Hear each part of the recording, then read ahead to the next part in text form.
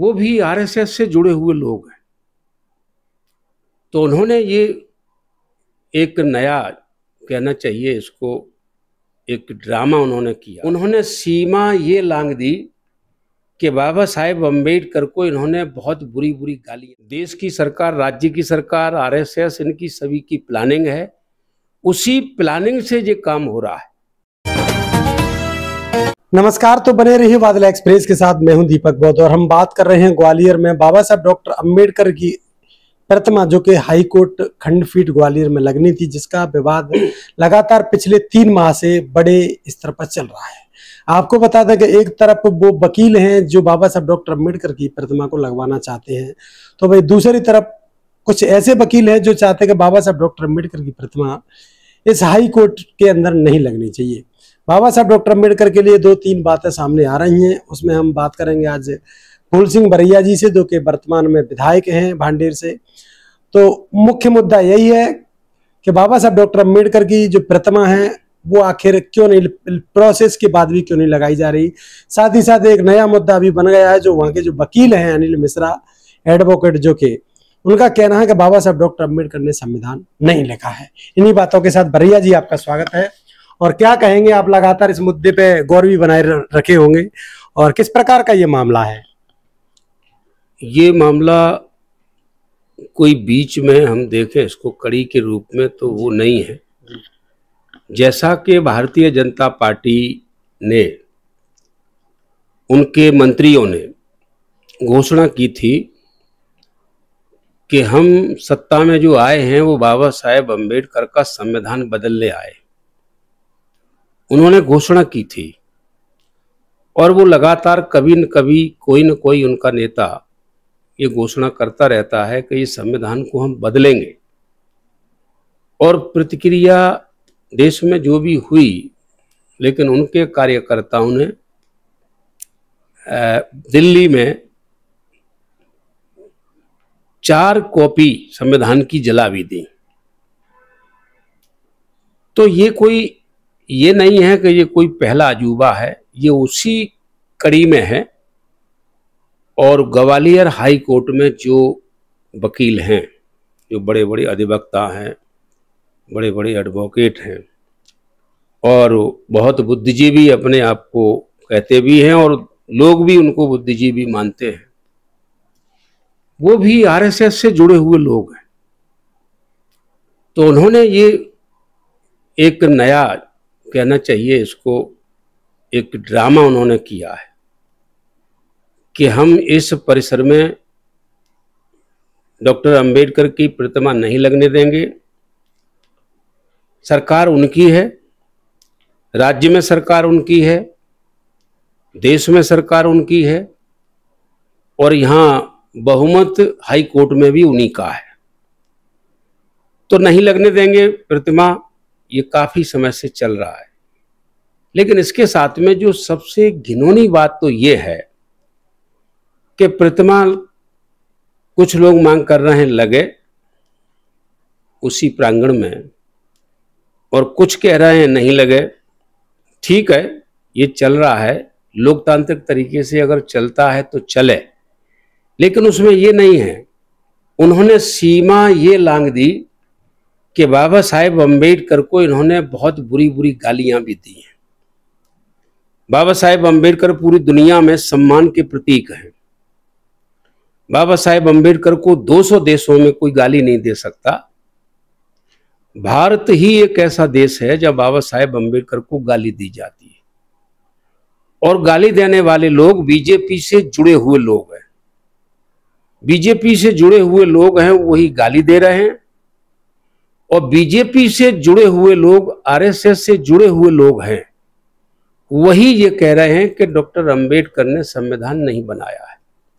और वो कौन का नाम लेकर के आ गए हैं, बी.एन. राव। तो मेरा कहने का तात्पर्य ये है कि पूरी एक प्लानिंग है। देश की सरकार, राज्य की सरकार, आरएसएस, इनकी सभी की प्लानिंग है। उसी प्लानिंग से ये काम हो रहा है। लेकिन मैं ये कहना चाहूंगा कि बाबा साहेब अम्बेडकर का अगर स्टैचू का जहाँ सवाल है तो इसको लोकतांत्रिक तरीके से विरोध करें, बाबा साहेब अम्बेडकर को गाली दे करके अगर विरोध करते हैं, बुरी बुरी ऐसी गाली इन्होंने व्हाट्सएप पे डाली हैं, उन गालियों को मैं पढ़ भी नहीं सकता हूं, उन गालियों को मैं रिपीट नहीं कर सकता हूं। और ये उन लोगों ने गाली दी हैं जो हाई कोर्ट के बड़े बड़े वकील हैं। तो ये हाई कोर्ट के इतने बड़े वकील, कानून के ज्ञाता, ये न्याय दिलवाने वाले लोग हैं और ऐसी अपने मुंह से गालियां दे रहे हैं, लिख रहे हैं, व्हाट्सएप पर डाल रहे हैं, फेसबुक पर डाल रहे हैं।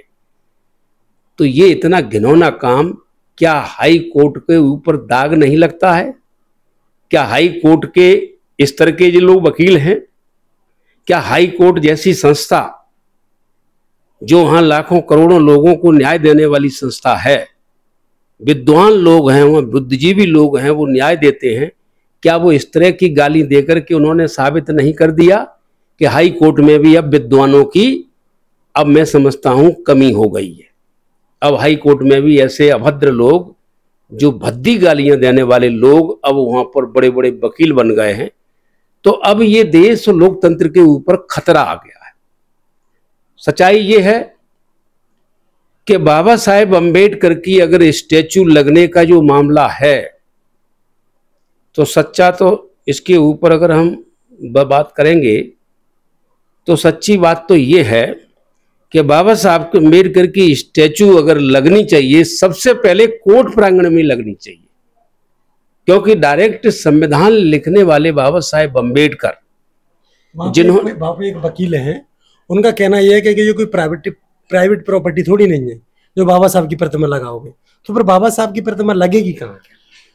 अगर कोई वकील अगर ऐसे कहे, वकील ने ऐसे कहा है कि प्राइवेट प्रॉपर्टी नहीं है, तो बाबा साहेब अम्बेडकर भी कौन से प्राइवेट हैं? बाबा साहेब अम्बेडकर भी तो देश के संविधान निर्माता हैं, जिन्होंने संविधान बनाया है अपनी कलम से। बाबा साहेब अम्बेडकर ने 140 करोड़ लोगों के लिए अधिकार दिए हैं। 140 करोड़ लोगों का जीवन एक इंसान के जीवन के रूप में दिया है। वो मसीहा है डॉक्टर अम्बेडकर, भारत के संविधान निर्माता। तो भारत के संविधान निर्माता, संविधान का सीधा कनेक्शन कोर्ट से है। सुप्रीम कोर्ट ही है जो संविधान की व्याख्या करेंगे। तो supreme court, high court, court, इसी जगह में बाबा साहेब अम्बेडकर की स्टैचू लगनी चाहिए।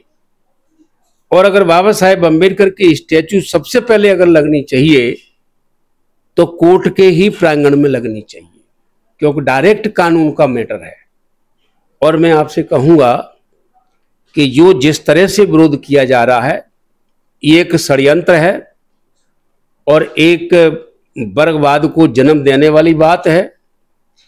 हालांकि सरकार ये चाहती है, जो वो लोग कर रहे हैं वो सरकार के ही लोग हैं, और निश्चित रूप से ऐसी चीज अगर ऐसी बढ़ेगी तो देश में भाईचारा नहीं बनेगा, देश के अंदर में वैमनस्यता बढ़ेगी, नफरत बढ़ेगी, और इस नफरत का परिणाम खराब होगा।